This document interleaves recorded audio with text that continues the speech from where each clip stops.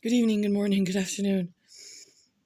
I think that that one season is almost closed up. You're like, what's she talking about? Well, I can't get into the specifics because I have to see how it goes. I do know at 9 p.m. sometime last night, after I lay down for a nap and woke up, I don't know if it was a divine miracle. There was a series of events this week to do the close up of the memories. I had a lot of memories blocked because I was at that point in time back when still trying to raise my son, and I would have went into shock. um, when I was in a competitive sport as a little girl, my mother kept me very isolated and suffocated because of the abuse, so that I had nobody to tell. And if I did tell, then there was some other story that they were given, or I just simply wasn't able to go there or be with them anymore or stay at their house or whatever. So along that path, I had to just keep compartmentalizing. And some people don't believe in this, some people do, but it's my type of personality. The only real healing times I've had is when all the memories got intact, everything was cleared. I was able to handle it to the Lord, deal with the pain of the situation, because I just do such a great deal amount of suppression. Um,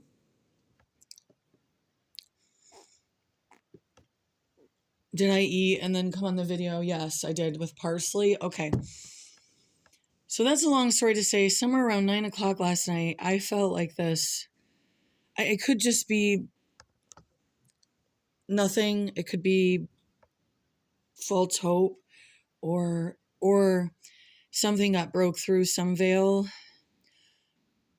I don't even know if someone maybe did something to get this, or they had me in this contract with the Satanists that I never agreed to, with my blood and these abuses and just too much access to my oracle fields, technically. Kind of like ownership, like a slave. So like if a slave gets released from slavery, there's would be some sort of contract of the release of the slavery. Okay. So whoever the sickos who had head of this were, they never, that contract wasn't ended. And if anything, it was expanded. And I don't know. I've had these waves of relief before. I really want to make this quick because I also wanted to say we're going to go somewhere to get supplies. I don't normally take my phone because of people really pop up. They do. It's so creepy to me too, the way they do it. It's like they can't just pop up and be like, "Hey, how are you?" Or it's always just some strange fishing event, and it's creepy. Sometimes extra creepy. And they had a guy at the Oriental place, and he followed. And I'm like, why do we got the utility workers stalking us again? We're up to date on our bills, but I think sometimes they allow the utilities people on the property, possibly when I don't know. I just know sometimes we've had like this creepy event with these people.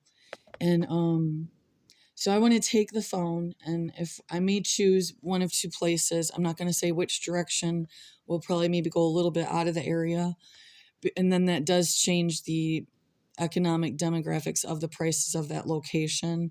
But and we're still very limited, so we have to be careful.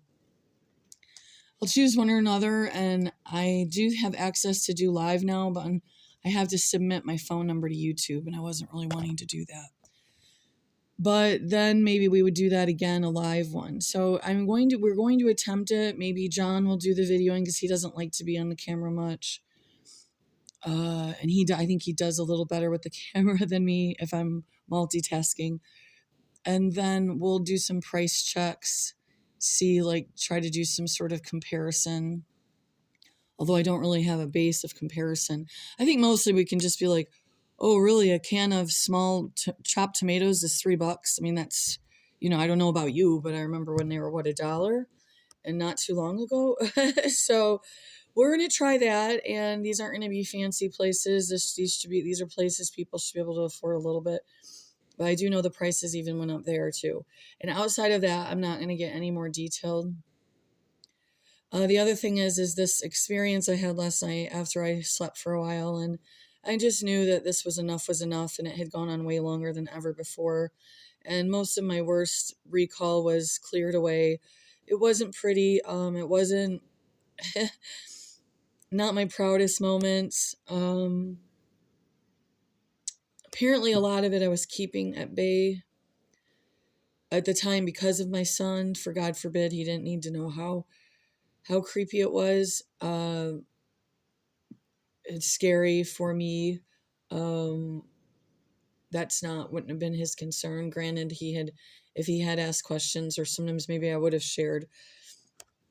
Only when the game started again, where it becomes a competition for that side to get him to bring the shame home to me, and some added not so nice, stuff. So it's been really nice to be cleared from that bondage. I'm sure this is just the beginning of something wonderful. My mate says he's never seen me just smiling this much, or even able to just relax more. Like relax, like I'll say a normal person. I would tend to sit upright, stiff. You weren't really going to see me like kicked up in a recliner very much. And obviously, living in my own body, I realized how bizarre that was. And compared to when I was young, and because my mother was forcing me not to touch my face, have any kind of twitches, I had to be a certain way. I had become like a very stiff little girl. I did not think it was funny if people thought I was funny, and certainly would not be like to be too silly too often. And I was just so stiff. Like I remembered my whole body. I was so stiff. It was horrible. It was just the most horrible way to be, and I could never get it fully undone. But technically, at some of my lowest points in life is when those veils were removed, and I became a more genuine depiction of who I was supposed to be. Maybe there was some kind of healing done yesterday. All I know is that it was like this huge wave of relief. Like if there was like a heaviness on even just like my frontal lobe, or like just on me a bit, that I just simply, it was just like I had to live with this. It was like just living with this shame base that I never wanted. It became an addiction to, or it was just so routine, And I had a lot of alone time with my main abuser, traveling in this sport, stuck in the car a lot with her. No witnesses to ever be seen. And then I had to do what she told me to do, and shift with her shift when we were present in front of people, which was fake what was going on, and act close to her, and what a wonderful mom and all this stuff. And it was very disturbing, and it caused a lot of havoc in my life, a lot of delays, a lot of destruction. And it's not a blame game. It's that these people got away with literally almost murder, and disgusting things. And maybe someone did something yesterday, or maybe it was just a shift in the spiritual realm. Maybe it's because the polar vortex is releasing, and we're going to start having some warm up. I don't know, or it was truly just a divine intervention from God. But for me to just be in the kitchen, just be like, oh my gosh, like what was that? And how long did it take for that to get it off of me? It was a demon, an attachment, a curse, a voodoo practice from my tissue. I know she had my tissue. I know, and there was things I could never get from her. And I have proof that she would dabble in voodoo because of the things she said to me. And she also recommended to her sister once to do voodoo on her boss. And her boss ended up with like prostate cancer or something. And then I think this was before her husband fell extremely ill, my uncle. And I mean, I don't know what people think they're messing with when they mess with voodoo, but you're tampering in spiritual realms that are absolutely none of your business, nor do you have the power to deal with that.